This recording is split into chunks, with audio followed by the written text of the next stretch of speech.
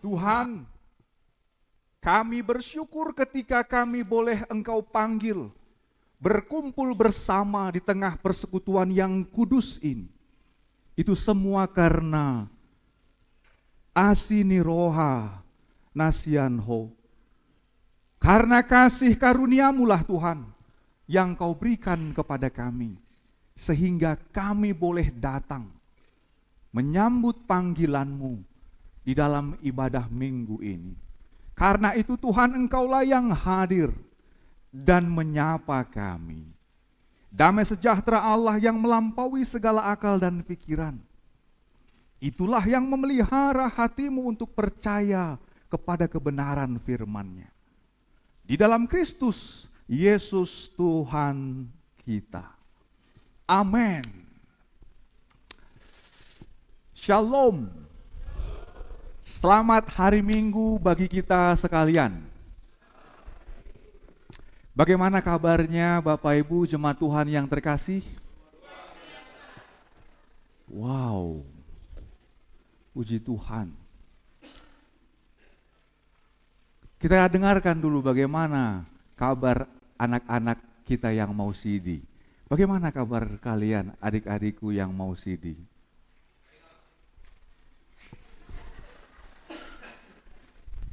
Saya melihat wajah mereka ceria. Ada yang dasinya warna pink. Ada yang pipinya warna pink. Saya baru ngerti. Dan tadi waktu persembahan pujian, saya lihat juga ada yang pakai baju warna pink. Ada apa? Ternyata selaras dengan bunga-bunga yang berwarna pink. Apa artinya pink atau merah jambu? Ada yang tahu? Itu kan warnanya anak-anak muda itu, Amang Pendeta. Siapa bilang? Buktinya banyak sekarang juga ibu-ibu dan lansia pakai baju pink, warna pink. Kenapa? Karena itu tandanya adalah sukacita hidup. Amin. Karena orang yang sudah mati, gak ada lagi warna pink yang di dalam hidupnya. Jadi berbahagialah kita melihat warna pink yang ada di meja altar ini. Tapi kan bukan hanya warna pink saja, Amang, ada warna putih. Saya juga baru mengerti, ternyata ini juga baju yang dipakai oleh anak-anak katekumen. Saya pernah ditanya sama orang tua sewaktu melayani di Kalimantan, Amang Pendeta, kenapa harus pakai baju putih anak-anak yang CD dibaptis? Iya juga ya. Kenapa? Ada yang tahu adik-adik CD? Gak ada yang tahu kan? Itu simbol. Orang yang dibaptis, orang yang CD, dia sudah ditebus menjadi baru, bersih. Simbol bersih itu seperti pakaian putih. Karena itulah kenapa orang yang CD, yang dibaptis itu disimbolkan dengan pakaian putih. Supaya mereka menjadi baru. Dan inilah yang membuat kita mengerti dengan makna-makna di dalam Injil, makna di dalam setiap pemberitaan firman yang akan menuntun kita pada minggu yang ke-19 ini. Bapak Ibu jemaat Tuhan, kita akan mengakhiri minggu Trinitatis. Kita akan memasuki nanti di minggu akhir tahun gerejawi dan juga minggu Advent, Natal dan seterusnya. Mengapa ada pergantian-pergantian minggu? Supaya kita jangan lupa bahwa memang ada waktu-waktu yang sudah ditetapkan Tuhan dan terbatas untuk manusia. Jadi karena waktu terbatas, kita harus hidup untuk waktu yang Tuhan berikan. Dan tema kita, banyak yang dipanggil, tetapi sedikit yang dipilih. Bagaimana tema ini menuntun kita umat percaya pada zaman sekarang, sehingga kita mengerti tentang panggilan Tuhan sebagai orang-orang yang terpilih. Mari Bapak Ibu, saya mau mengajak kita untuk bersama-sama merenungkan firman Tuhan ini yang tertulis dalam kitab Injil Matius pasal yang ke-22. Izinkan kami membacanya bagi kita sekalian dalam terjemahan baru yang kedua.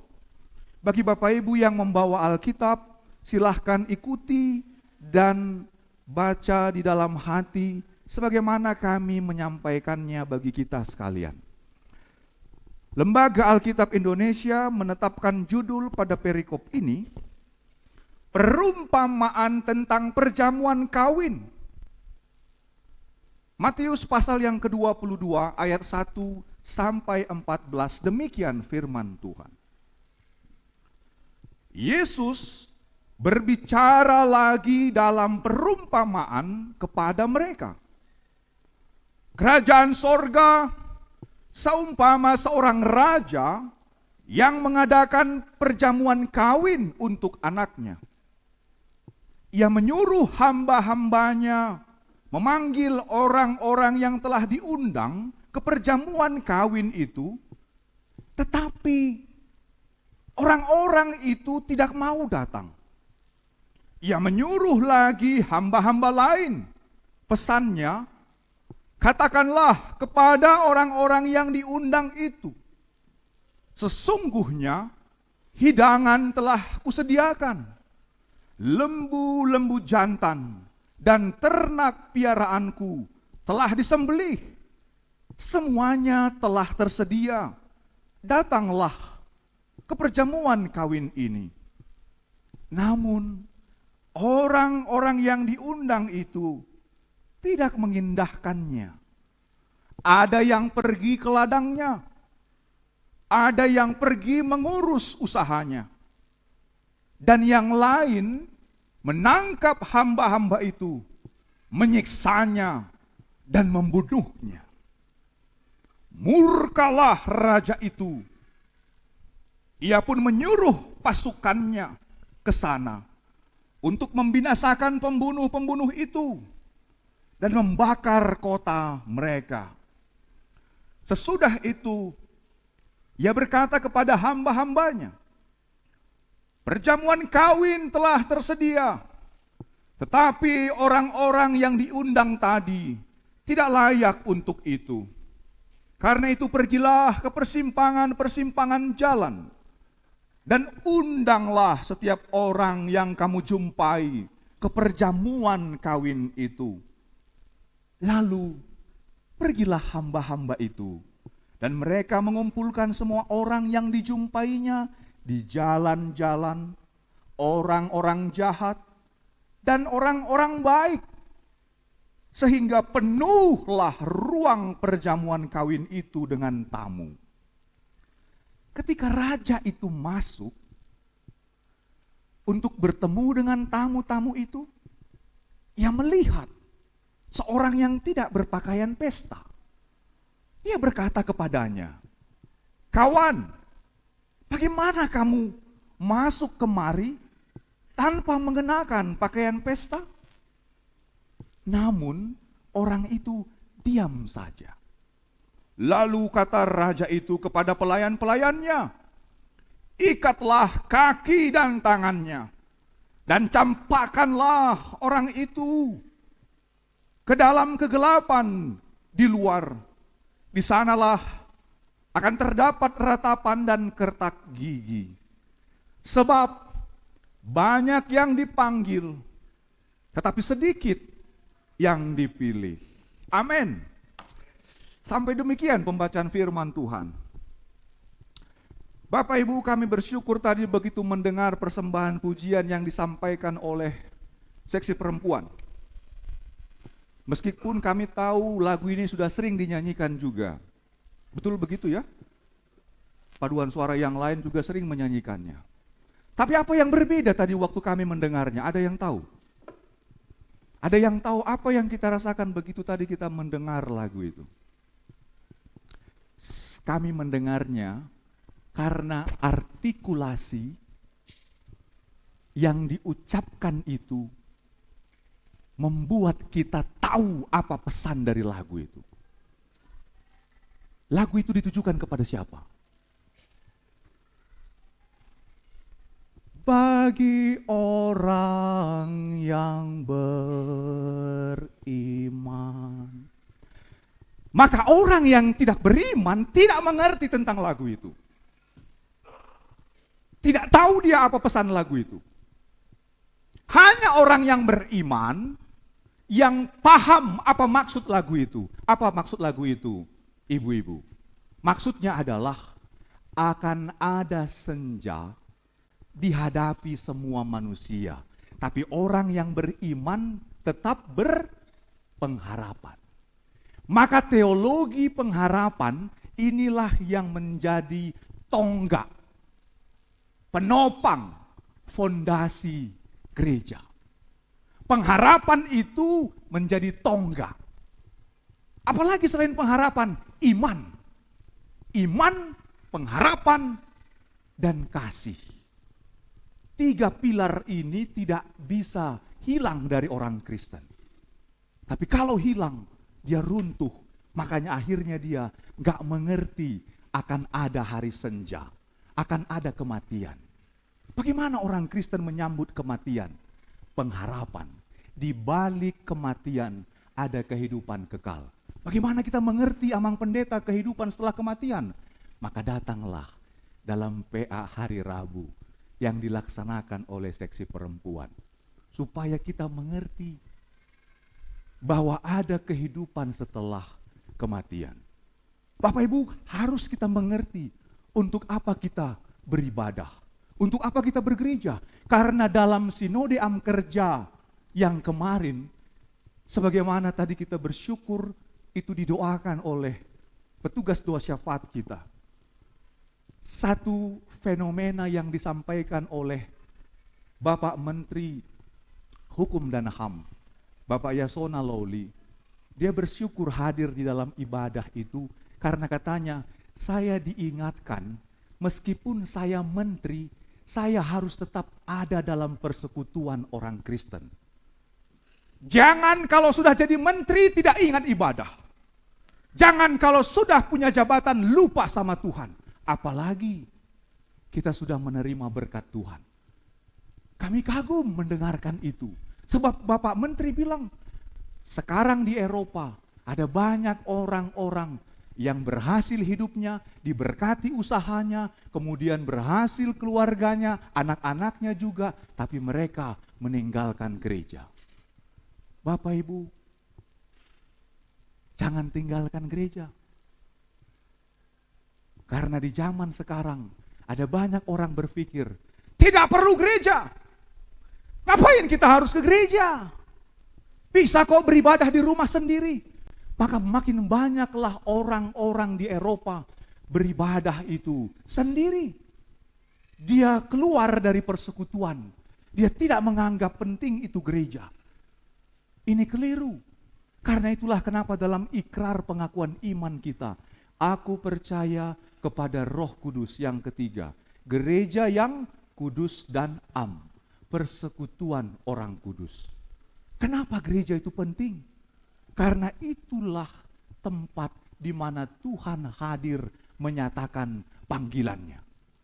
Persoalannya banyak yang dipanggil, tapi sedikit yang terpilih. Kenapa? Karena tidak menyadari pentingnya persekutuan orang kudus itu.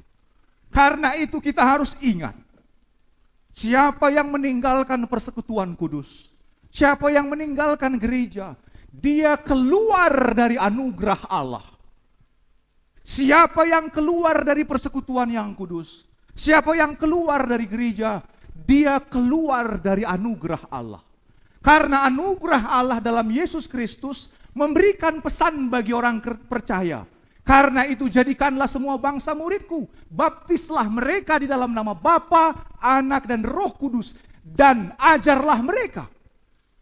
Inilah yang kita lakukan, membaptis, mengajar mereka, supaya mereka kenal siapa Allah.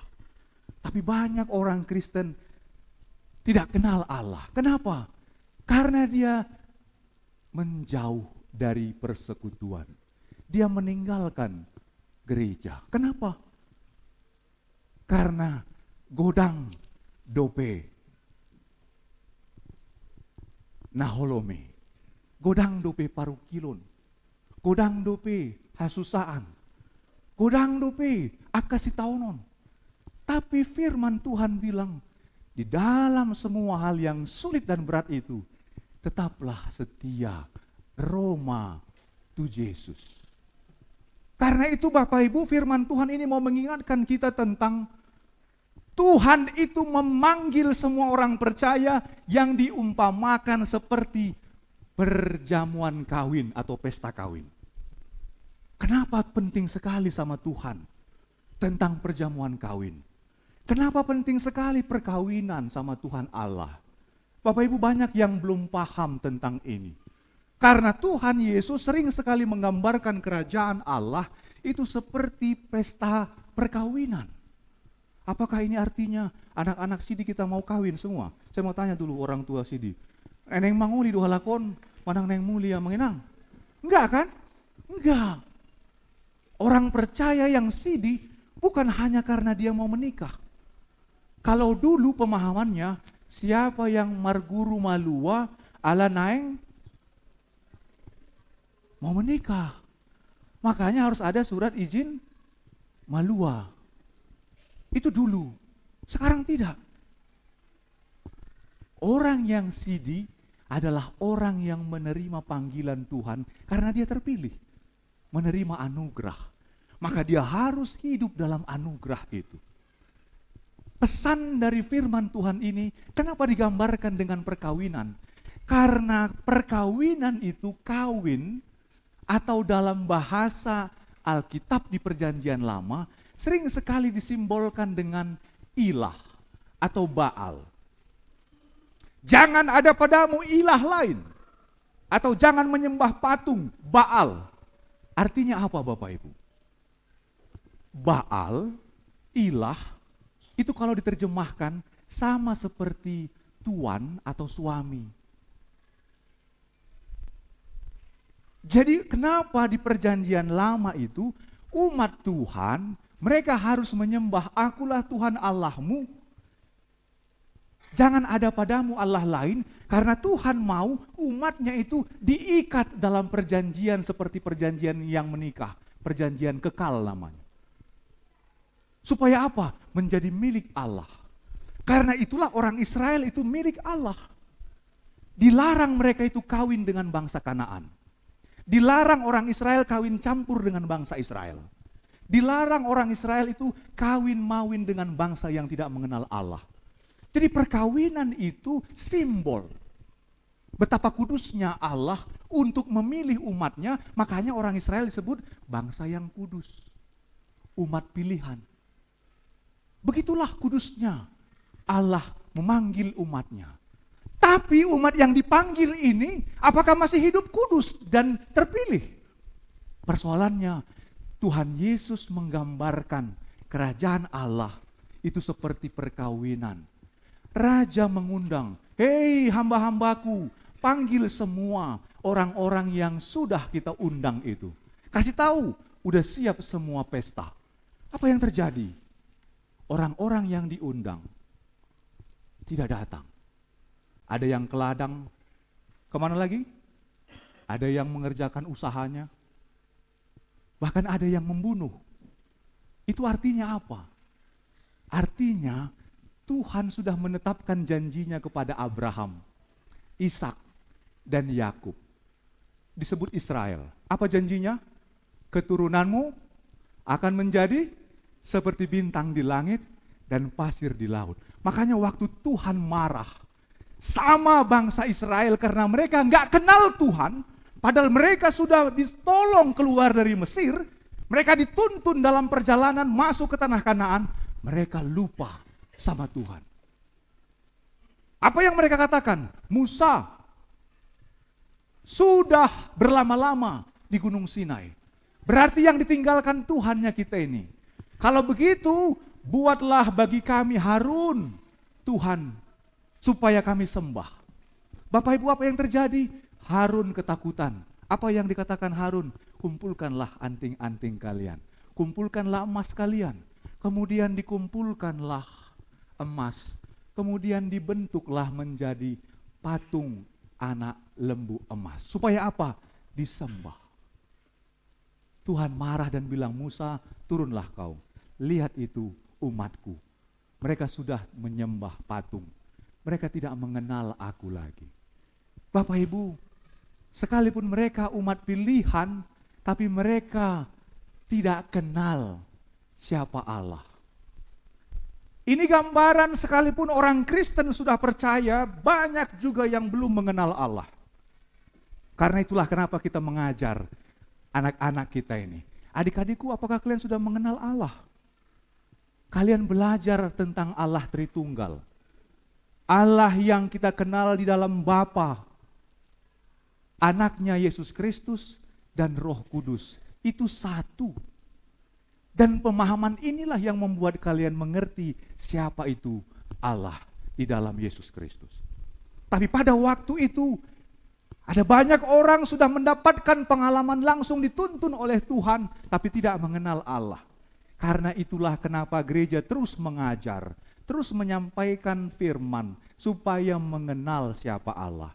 Dan Allah itu memperlihatkan tentang ada banyak orang-orang yang telah dipanggil, tapi tidak mengenal Allah. Ada banyak orang-orang sudah menjadi Kristen, tapi tidak mengenal Allah. Kenapa? Dia jauh dari persekutuan, dia jauh dari gereja. Karena itulah pesan pertama yang mau kita lihat dari firman Tuhan ini adalah bahwa sekalipun orang yang dipanggil Allah tidak mau datang kepada perjamuan, kepada pesta yang nanti Tuhan sediakan di surga, pesta itu akan terus berlangsung.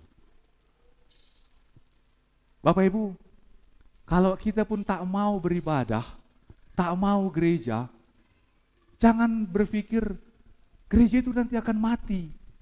Jangan berpikir gereja itu gak akan bisa hidup. Gereja akan tetap hidup di dunia ini karena ada Allah di dalamnya. Jangan pernah berpikir kalau kita gak gereja, nanti Tuhan gak akan datang. Mana buktinya Tuhan akan datang? Mana buktinya bahwa Tuhan akan menghakimi? Jangan berpikir demikian. Karena waktunya akan datang. Sekarang siang, sekarang jam berapa? Jam 10.51. Nanti akan ada sore. Besok pagi, waktu itu berganti. Artinya apa? Hidup ini tidak akan kekal seperti kita hidup di dunia. Semua akan pulang. Jadi kalau kita berpikir bahwa gak perlu bergereja, gak perlu bersekutu dengan orang-orang kudus, jangan kita kira gereja itu akan mati. Gereja itu akan hidup di tengah persekutuan orang kudus dan orang percaya. Karena itu, tidak ada artinya kita menolak undangan Tuhan. Apalagi kita asik dengan pekerjaan kita di ladang, asik dengan usaha kita. Berarti gak boleh emang bekerja, gak boleh berusaha. Boleh. Tuhan kasih waktu bagi semua umatnya untuk bekerja. Tapi jangan lupakan Tuhan. Ingatlah Tuhan di dalam kehidupanmu, karena Tuhan yang memberkati usaha, ladangmu, dan apapun yang kamu kerjakan. Karena itu Tuhan memanggil, tapi mereka gak datang. Apa kata raja itu? Raja itu berkata, hamba-hambaku, kalau mereka gak datang berarti mereka gak pantas untuk menerima undangan itu. Sekarang pergilah keluar ke simpang-simpang jalan, ke orang-orang berdosa. Siapa yang mau datang ke perjamuan pesta kawin ini? Hamba-hambanya pergi menyampaikan itu. Hei semua rakyat, raja mau melaksanakan pesta. Sang raja mau mengundang kalian. Seharusnya kalian tidak diundang, karena yang diundang tidak datang, maka datanglah kalian. Datanglah orang berdosa. Coba bayangkan orang yang gak pantas datang dalam undangan itu, bagaimana perasaannya? Maka bisa kita bayangkan gimana histerisnya seorang perempuan, seorang bapak waktu bertemu dengan Pak Jokowi. Ada yang sampai pingsan. Pak Jokowi, Pak Jokowi, Pak Jokowi. dilarang sama Pas Pampres. Tapi karena begitu rindunya bertemu dengan Bapak Presiden sampai pingsan. Akhirnya Pak Presiden bilang, kenapa? Pak pingsan Pak, mau bertemu bersalaman sama Bapak. Sudah bawa. Begitulah, Presiden aja sangat membuat banyak orang pengen ketemu dengan Bapak Presiden.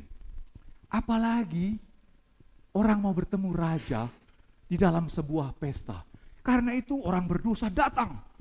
Orang-orang baik di persimpangan jalan datang. Mereka masuk ke dalam pesta itu dan bergembira. Apa artinya itu Bapak Ibu? Orang yang diundang gak datang.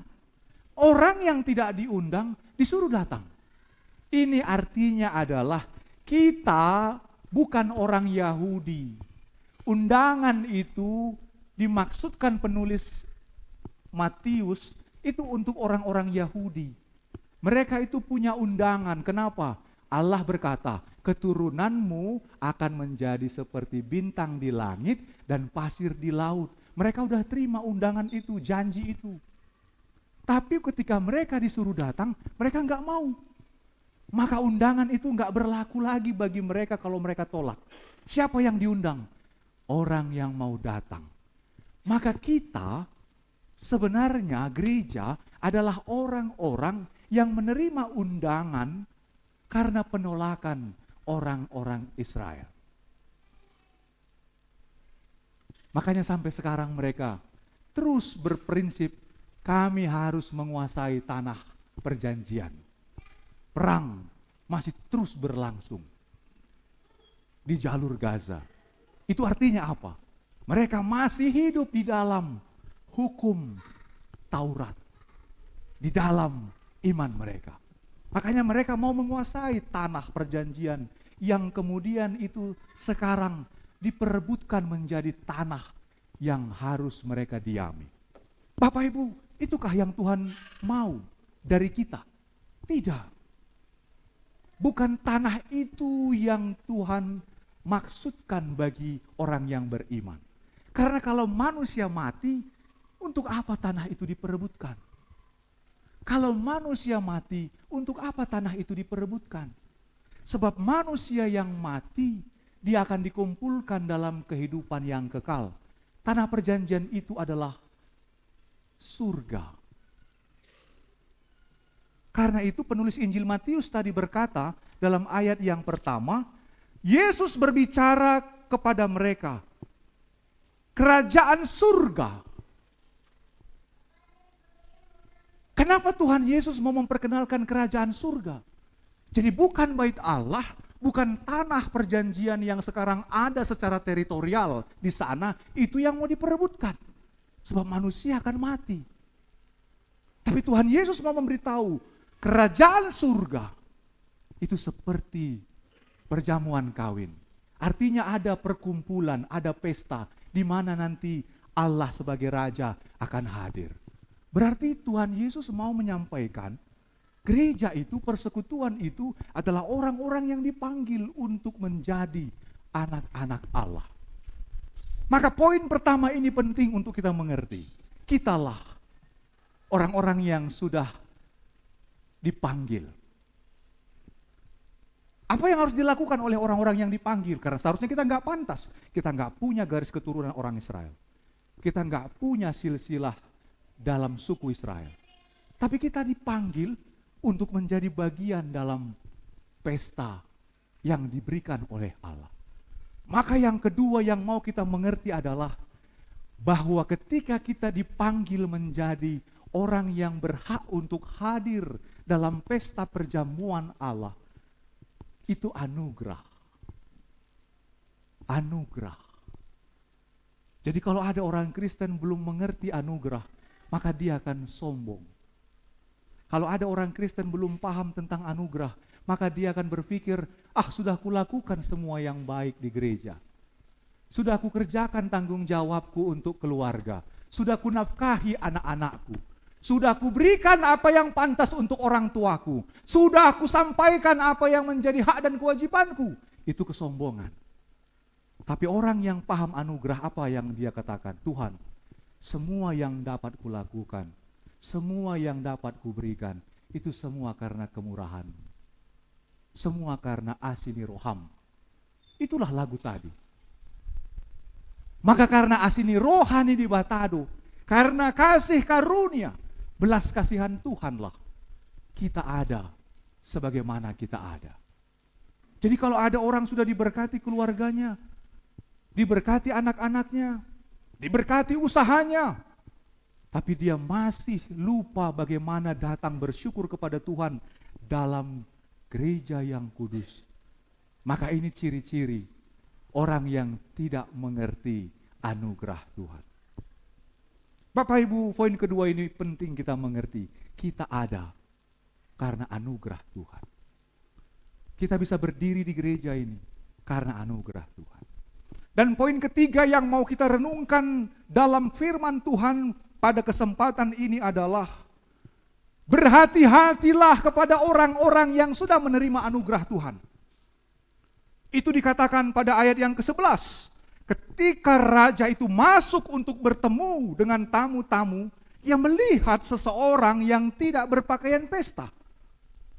Lalu raja itu berkata kepada pelayan-pelayannya, ikatlah kakinya dan tangannya, campakkanlah orang itu ke dalam kegelapan di luar. Di sanalah akan terdapat ratapan dan kertak gigi. Sebab banyak yang dipanggil tapi sedikit yang dipilih. Ini artinya apa? Tadi sudah menerima anugerah Tuhan, tapi dia lupa merespon anugerah Tuhan itu dengan datang ke pesta. Dia lupa merespon anugerah Tuhan dengan mempersiapkan dirinya untuk datang ke perjamuan yang Tuhan sediakan. Apa artinya itu Bapak Ibu? Saya mau tanya sama kita, kalau kita diberitahu, ada yang meninggal dunia, bagaimana kira-kira pakaian kita? Kalau kita dapat berita, ada yang meninggal tetangga kita di lorong itu atau di sektor itu ada yang meninggal. Kira-kira spontan dalam pikiran kita, bagaimana pakaian kita? Ada yang berpakaian hitam. Artinya pakaian yang sopan. Karena nanti kita akan berkumpul dengan orang-orang yang berduka cita. Coba bayangkan, ke tempat yang berduka saja manusia bisa menjaga pakaiannya. Kenapa mau ke pesta bertemu sama raja, ada satu orang yang dia tidak berpakaian yang pantas. Maka raja itu lihat, kawan, kau bilang kau anak Medan, banteng di perantauan. Tapi kok kayak gini pakaianmu? Gak peduli dia. Karena orang-orang yang demikian, suka-sukanya, gak tahu dia itu, apa itu undangan, apa itu jojo. Makanya orang Batak itu punya satu istilah untuk mengadakan pesta. Gokon dohot jojo. Apa artinya jojo? Kadang-kadang kita gak paham. Apa artinya undangan? Kita diundang artinya kita dihormati. Kita dihargai. Itu manusia.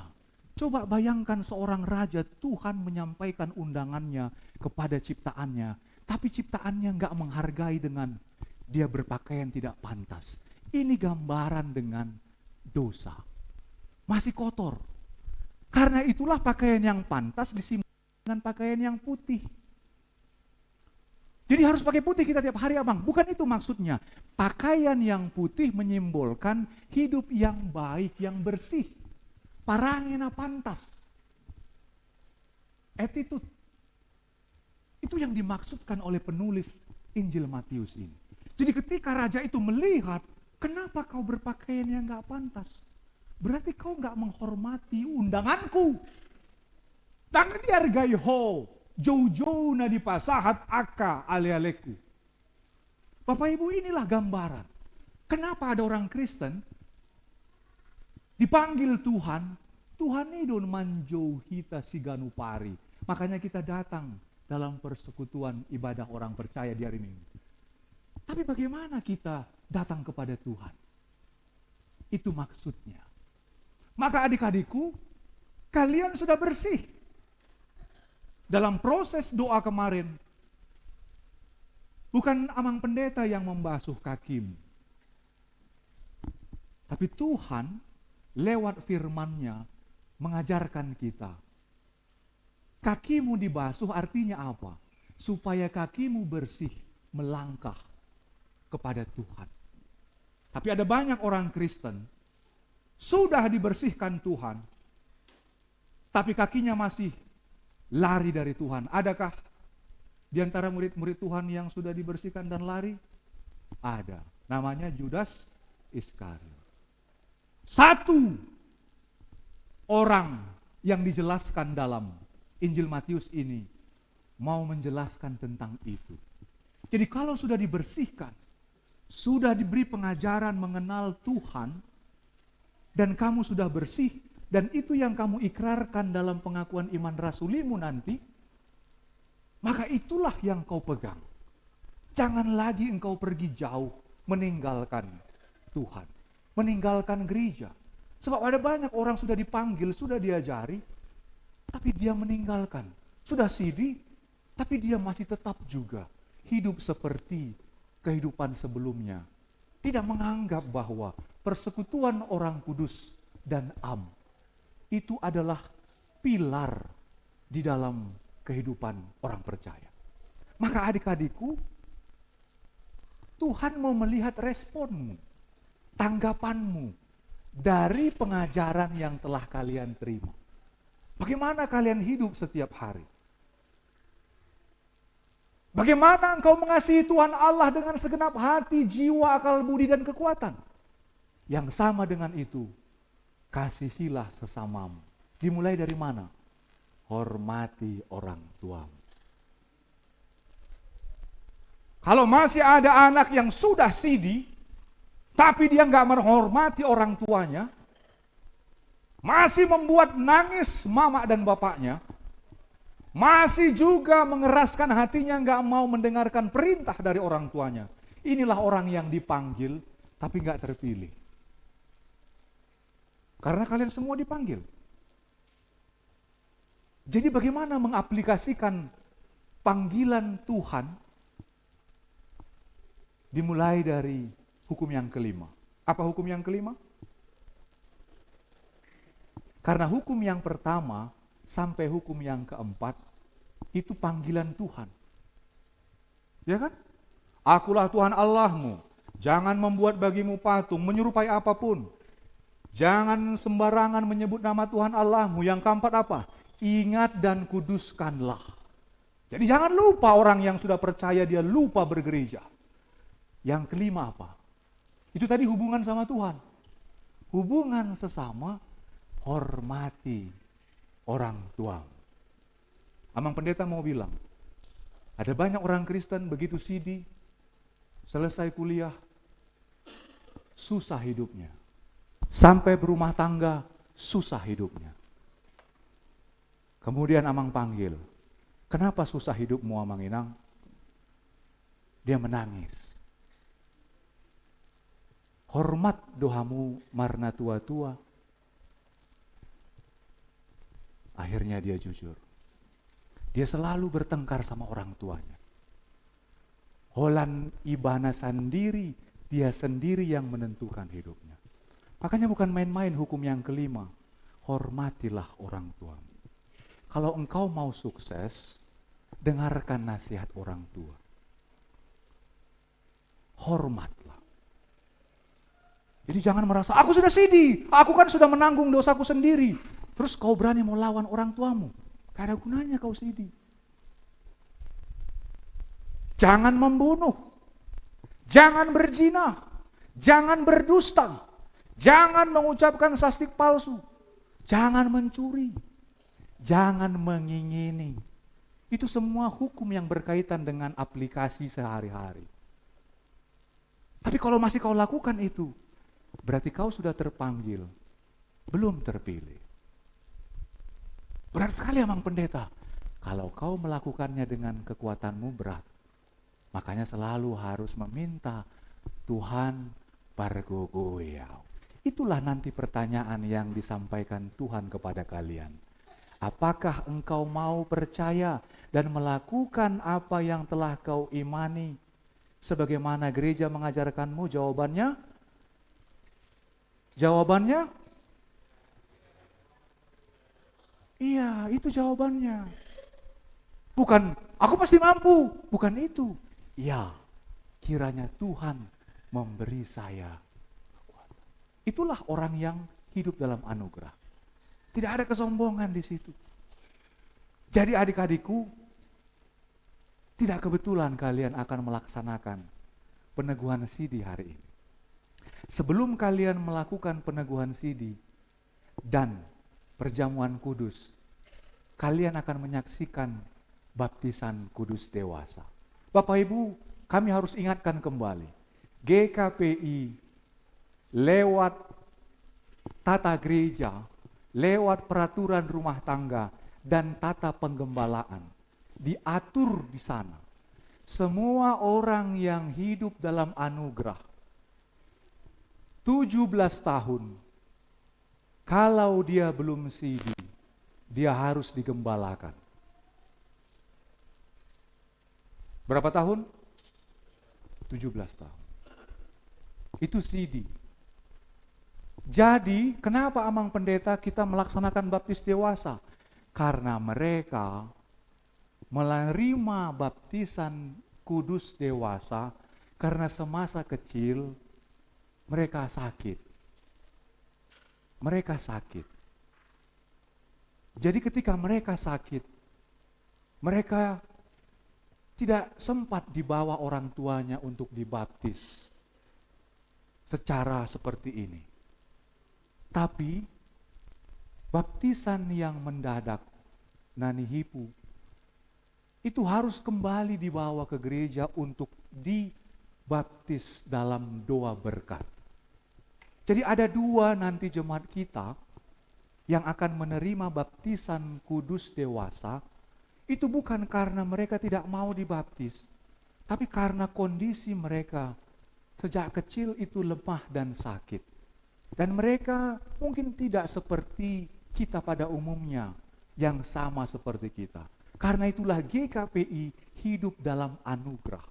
Orang-orang yang demikian harus dilayani. Jangan ditolak.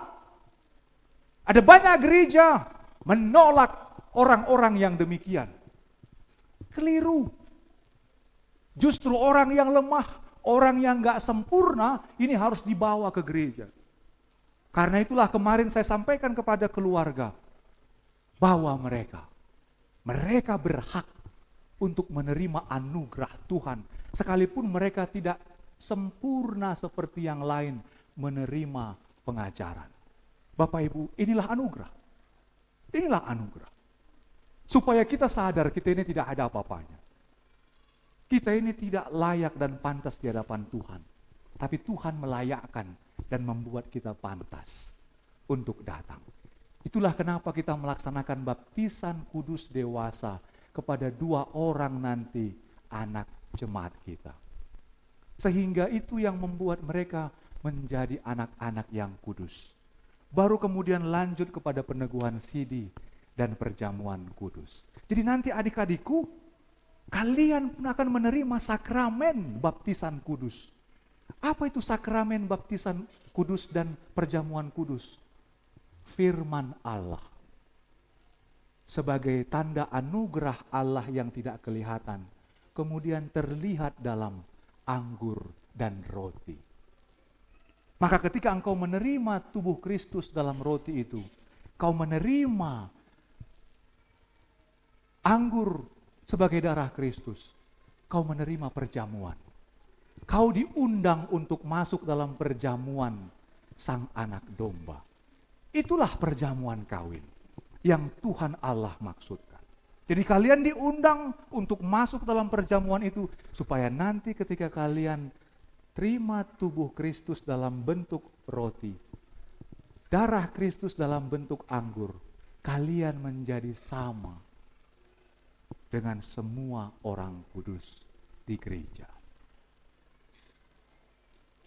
Itulah yang Tuhan kehendaki, supaya kalian dipanggil dan terpilih. Karena itu adik-adikku, katekumen, CD adalah belajar. Belajar percaya kepada Allah. Maka ketika engkau sudah percaya kepada Allah, tetaplah setia sampai akhir hidupmu. Karena keselamatan Tuhan sudah anugerahkan kepada semua orang yang percaya dan memegang janji itu dalam hidupnya. Bapak Ibu jemaat Tuhan, kita akan masuk nanti dalam sakramen baptisan kudus, peneguhan sidi, dan perjamuan kudus. Itu semua bagian dari Tuhan mengundang orang percaya supaya dipanggil untuk dipilih menjadi ahli waris kerajaan surga. Karena itulah orang percaya disaksikan dalam persekutuan kudus sejak dia lahir. Betul tidak? Orang yang lahir dibawa ke gereja, siapa yang menyaksikan? Persekutuan orang kudus. Setelah dia dibaptis, diajar di gereja, sekolah minggu, kemudian dia sidi, siapa yang menyaksikan? Persekutuan orang kudus. Kemudian setelah dia sidi, dia menikah, dia meninggalkan orang tuanya menjadi satu daging dengan pasangannya. Kemudian diberkati di gereja, siapa yang menyaksikan? Persekutuan orang kudus. Matilah orang percaya. Dibawalah dalam ibadah duka dari gereja. Siapa yang menyaksikan? Persekutuan orang kudus. Jadi orang Kristen sejak lahir dibaptis, sidi, menikah, mati, hidup dalam persekutuan orang. Jadi jangan jauh, jangan tinggalkan gereja. Sudah merasa hebat, gak mau ke gereja. Udah merasa hebat, gak mau datang hidup dalam persekutuan. Sudah mau mati, panggil gereja. Jangan begitu. Jangan begitu. Udah mau mati nanti baru panggil penatua, panggil pendeta. Untuk apa? Untuk apa? Sekali lagi, semua orang dipanggil, tapi sedikit yang terpilih. Jadi kalau sudah menerima panggilan Tuhan, Roma tu Yesus, Romamu. Kalau Tuhan sudah panggil, katakanlah, Tuhan aku mau terpilih. Aku mau terpilih. Alahodo naman jowau. Aku mau Tuhan Engkau pilih masuk ke dalam kerajaan-Mu. Karena Kau yang panggil kami. Bapak Ibu jangan sia-siakan. Hidup ini sudah Tuhan anugerahkan bagi kita. Maka tetaplah setia dalam panggilan Tuhan. Tuhan Yesus memberkati. Amin, kita berdoa. Tuhan, kami bersyukur untuk firman-Mu yang menuntun kami. Sebagaimana 2000 tahun yang lalu, Engkau datang ke tengah dunia ini. Engkau memanggil semua orang-orang untuk datang kepadamu. Tuhan, sampai saat ini pun firman-Mu berkumandang di tengah-tengah dunia. Bahwa Tuhan memanggil semua orang. Tetapi berapa banyakkah orang yang mau datang dan berpakaian, hidup di dalam sikap yang pantas ketika datang kepada Tuhan. Tuhan, bagaimana sikap kami? Bagaimana hidup kami? Bagaimana parange kami ketika nanti Tuhan akan memanggil kami? Apakah kami masih bersikap di dalam hal yang baik dan benar? Karena itulah Tuhan mengingatkan kami lewat firman-Mu pada hari ini, supaya kami hidup dalam persekutuan orang kudus. Karena itu gambaran perjamuan, pesta di mana semua orang berkumpul menghormati Sang Raja. Tuhan, ketika kami beribadahlah kami menghormati Engkau, bersekutu bersama dengan semua jemaat-Mu. Karena itu kami bersyukur Tuhan, pada hari Minggu ini, ketika kami juga mengingat semua jemaat Tuhan yang berulang tahun, Kami mau membawa mereka kepada Tuhan. Bapak Posman Makmur Simanungkalit, Ibu Sherry Olivia, Ibu Roslina Sihombing, Ibu Luciana Silitonga, Ibu Lydia Oktaviana Sianipar, Ibu Diana Sinaga, Saudari Joanna Cynthia Manurung, dan anak Tuhan Noara Jonathan Situmorang, anak Tuhan Audrey Natania Situmorang, dan Ibu Erni Upahayani Purba. Tuhan, Engkau yang memelihara dan memberkati hidup mereka. Engkau yang telah memanggil mereka menjadi anak-anak-Mu. Maka biarlah Engkau yang tetap menyertai mereka untuk terus hidup di dalam panggilan Tuhan, terpilih masuk ke dalam kerajaan-Mu yang kekal. Kami bersyukur Tuhan untuk kesempatan ini, ketika kami nanti akan melaksanakan sakramen baptisan kudus, perjamuan kudus, dan peneguhan sidi. Tuhan, Engkaulah sesungguhnya yang melakukannya, karena Engkau yang berfirman kepada para rasul, para murid-murid, agar mereka melakukan apa yang Tuhan perintahkan. Dan ini juga Tuhan yang dilakukan oleh gerejamu GKPI kepada anak-anak Tuhan, membaptis mereka, mengajar mereka untuk mengenal Engkau sebagai Allah Tritunggal, dan mereka akan menerima anugerah dalam sakramen perjamuan kudus. Engkaulah yang memberkati Bapa, sehingga kami melakukannya di dalam hormat dan kemuliaan nama-Mu saja. Terimalah doa kami ini yang kami sampaikan di dalam nama Tuhan Yesus Kristus, Juru Selamat kami yang hidup. Amin.